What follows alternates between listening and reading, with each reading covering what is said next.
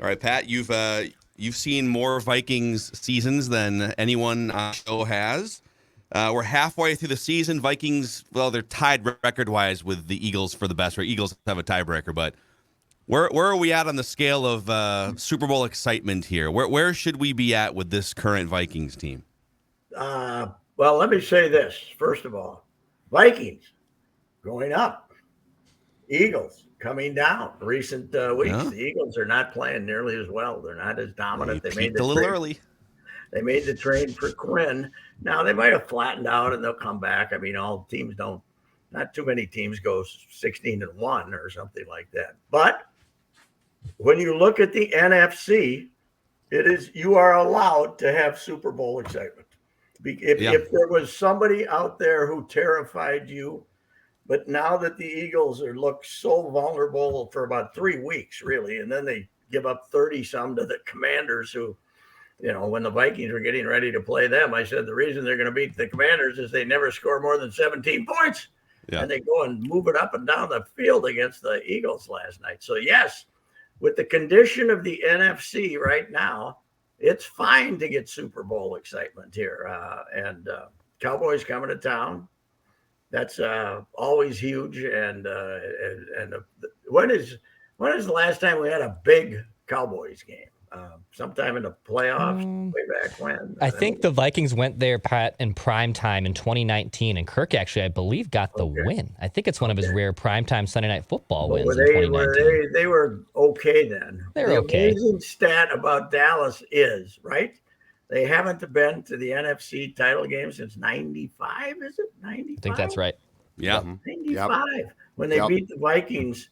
I remember writing a column, if Denny gets beat today, he might get fired because all the controversies were raging. That was after the scandal and the whole thing. And Cowboys clobbered him, and Denny survived and got more power than he ever did and still hung around for 10 years. So that was not a prophetic column whatsoever. But I think it's fine to have, because they're getting better. And this Aden Hawkinson is great. They finally got a tight end.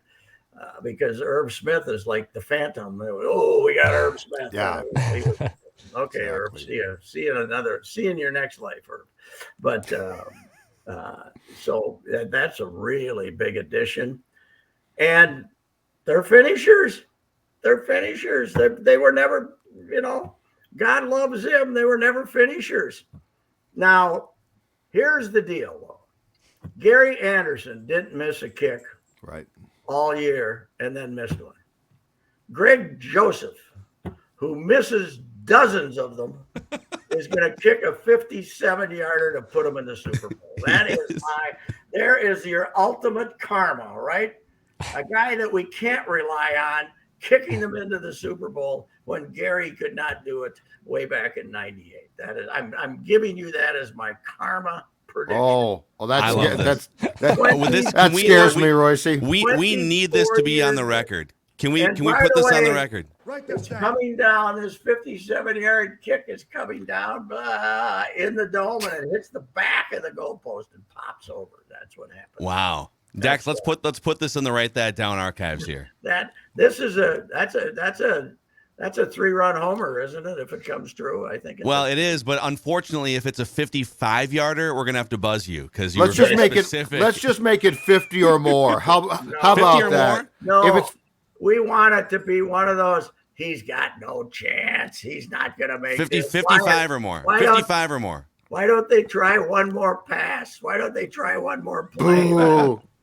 I know it's 4th and 4, but let's try one more play to get him closer. Like we were doing down in the Superdome with Brett, right? So how much bad luck, Patrick, does that erase? This also makes up for Longwell not getting his chance to win the game, right? This makes up for a lot of sins. Greg Joseph kicking the Super Bowl vaulting, and then they get down there and one for the thumb, baby. Somebody's gonna beat them, but that'll. They're good though. I've finally conceded that. I've been a they're lucky guy, but they're good. They're good. They're plucky as hell. They got a lot of good players. They're healthy. They got a roughness about them, a ruggedness about them that make plays. They got, Patrick Peterson, who's comparable in Viking history to this guy that's supposedly finished, but comes up and makes a play every once in a while. He gets beat once in a while, but he makes some plays, and he has some spirit about him. And they're good. I'm all in. I was all in on PJ, but that was with a wink. There's no wink on this. I think they're good. I think they have a very good chance to win the NFC.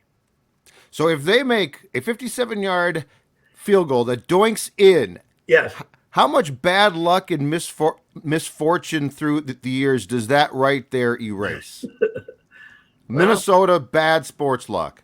Their last two chances to actually win an NFC title game. Yes. They're both of those, because the other two they were in, 41 donut and 38-7 were it wasn't exactly the kicker's fault either of those games. So I think it wipes out a lot of. You know what? The interesting thing about them is, compared to all the other franchises in town, how seldom they've been absolutely rotten. Right? I mean, yes. they're always 7-9, 9-7, 10-6. Now you got 17 games. They don't have long stretches of rottenness. They have long stretches of not, finishing, but they're always. The one reason they're so popular is they're always relevant to some degree, right? Yes. And now that they're putting 7 teams into the playoffs, obviously they don't need that this year, but that, hell, they were terrible last year. They drove you nuts, and they weren't out of it till 2 weeks to go or something like that. They weren't completely done. So through different owners, through crazy son of a guns running the team, through the steady hand of Bud and the crazy hand of Bernsey and the grumpy hand of Denny and Chili and Ticey and all of them, they're usually relevant. They aren't rotten too. You know what's amazing? So if we let's take away the first for sure the first 2 seasons in Vikings history where they were an expansion team, basically. The Van Brocklin era, they were relevant one year, 64, and then they bounced. Then they went backwards in 65, and when they quit,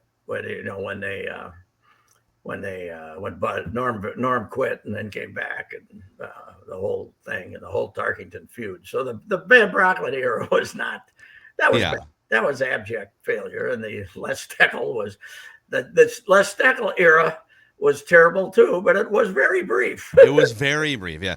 Well, what I was going to say is even if you count the first 2 years in franchise history, they've only had really 10 seasons. A disaster to me is 5 wins or fewer, where you're you're fighting for the number 1 or number 2 pick. Not that 6 and 10 is not something to celebrate, but they've only had 10 of those. The first 2 years of the franchise, actually the first 3 years of the franchise, they won 5 games or fewer. And then there was another one in 1966 and 67. So if you take away the first era, the first 6 years, they've only had maybe 4 disaster seasons. Yeah, which is kind of amazing. It is. It is. It's Les had the 3-13 or something like that, and I mean they've had disaster seasons. Well, with crazy happenings like that's true. Ticey's last year when we had about a weekly scandal there, and then Chili's getting a dumbbell thrown at him by Percy Harmon and wasn't it Percy that threw something at him? And a dumbbell, Randy nice toss. Randy badmouthed them, and Chili had some rocky time, and Denny's last year was terrible. But they're always relevant, and I've also said this, Phil. I've said it often, is the post Randy Moss 98 Viking crowd is much more optimistic than the pre Randy Moss Viking crowd because we were fatalist because of the 4 Super Bowls. We were, don't worry, nothing good's going to happen. Now, at the end, but the post Randy crowd wants to be happy. They're not always happy. They get they decided Zim was an ogre and all that stuff, but they got an optimistic fan base now that they didn't used to have. I would tweak that. I would create a third category as someone who is in the third category. So there's the 4 Super Bowls fans, which I would say you and Judd kind of caught the tail end as a kid. Yeah. He kind of caught the the aftershock of that. Then there's the fans that were sort of like Declan almost, like the fans that were born in the mid-'90s or later or early 90s or later, and they don't really remember 98. Yeah. Those are the optimistic fans that believe anything is possible, largely. Mm-hmm. Yep. But then there's the third group, and I'm in this group, that was born after the 4 Super Bowls, but very much became a huge fan of the Randy Moss era and caught the fever in 1998.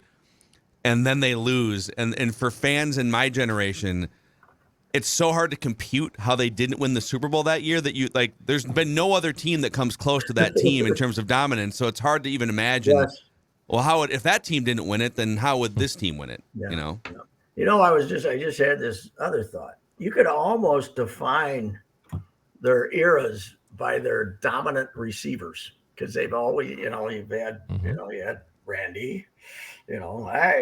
Great things are going to happen. We had now you got Jefferson early on. They've always Sammy White. You had the Chris Carter era.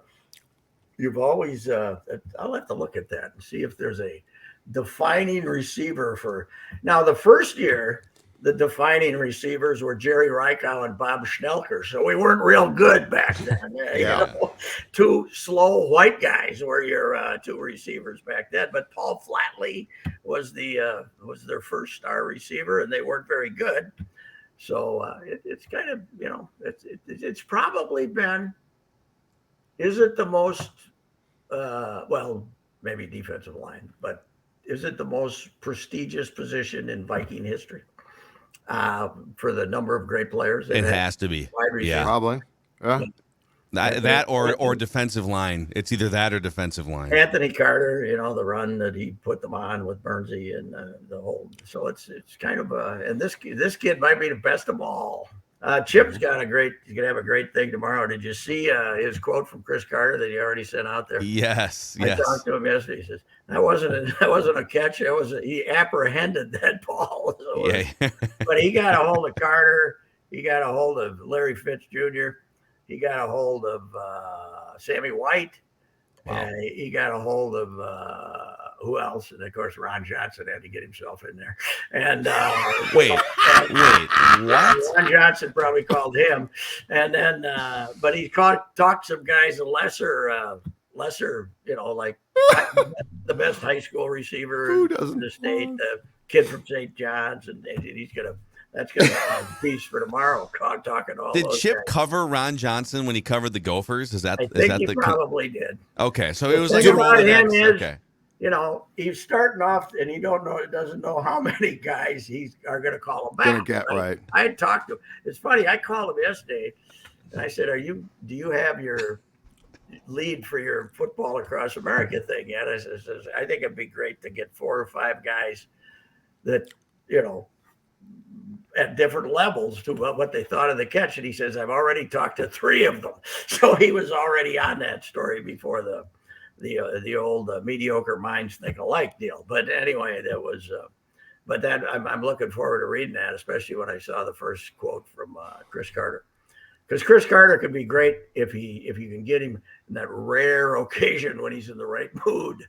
But yeah, I mean, that's a catch worthy of, I don't know, Jerry, and congratulations to Jerry Holt from the Star Tribune capturing that in its complete essence in the front page of the paper yesterday too. Wow, yeah, it was just great. Hey, Judd, do you have a Star Tribune next to you?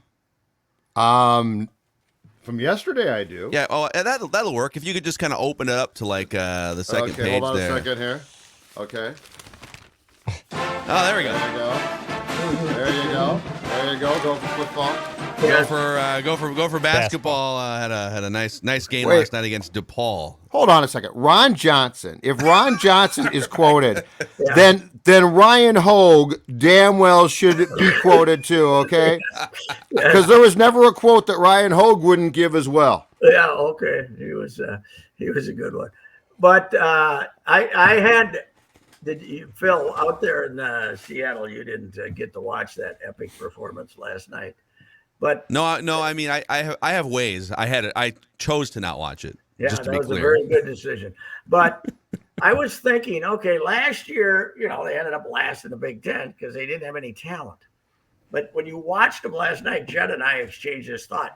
They had no idea what the hell they were trying to do. It was complete miserable chaos.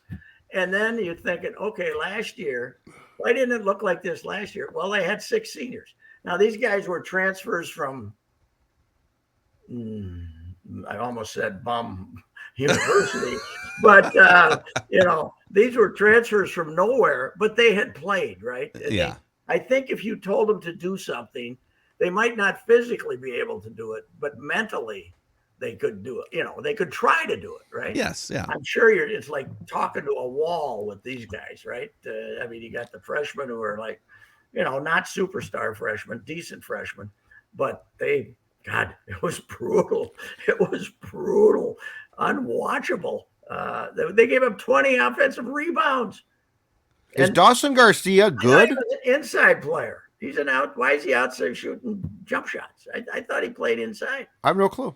I don't know. He didn't know what the hell he was doing either. That was this is the first time I watched him in college because he never got off the bench hardly with North Carolina. So he was. But boy, that was terrible.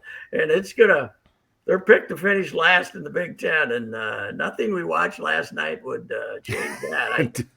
So I guess what we have to do is, I think, Phil, you've said this about other things. This is what a rebuild looks like. And last year, that wasn't a rebuild. That was who can we get to show up, right? Yeah. And play. Who will come and play?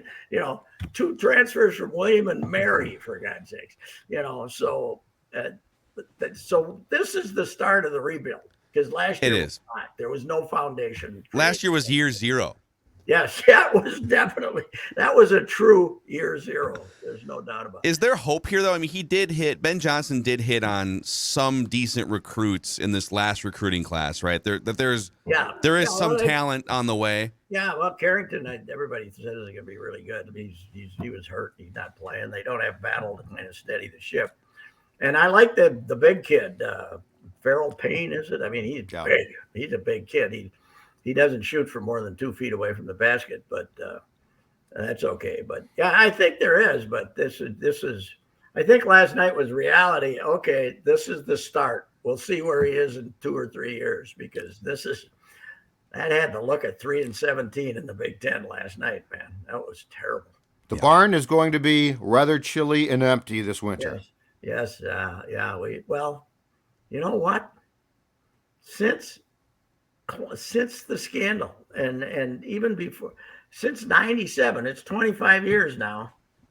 Gopher basketball has been as bad as anything in town, haven't they? It has been. They've been terrible. They've had they had 2 years with Tubby. I think they won 2 NCAA games since then, right? 2. I think Patino won 1. Patino won 1, Tubby won 1 and got fired.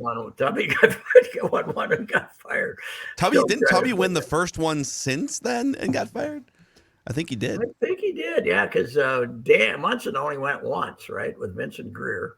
And then Tubby went 3 times, but he went with the first couple of years. He went with 9-8 or 9-9 teams in the Big Ten. But, you know what's good, though? The white floor is gone. It's safe to watch Gopher basketball again. They have a real floor.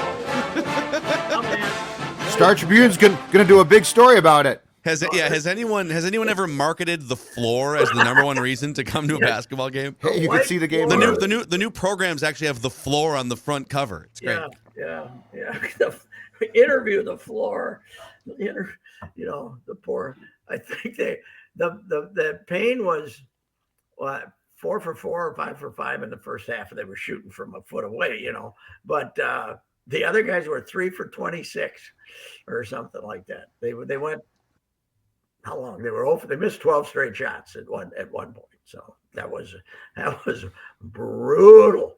At least Whalen got a great superstar in the making. This freshman, Maura Brown. Maura Brown must be something.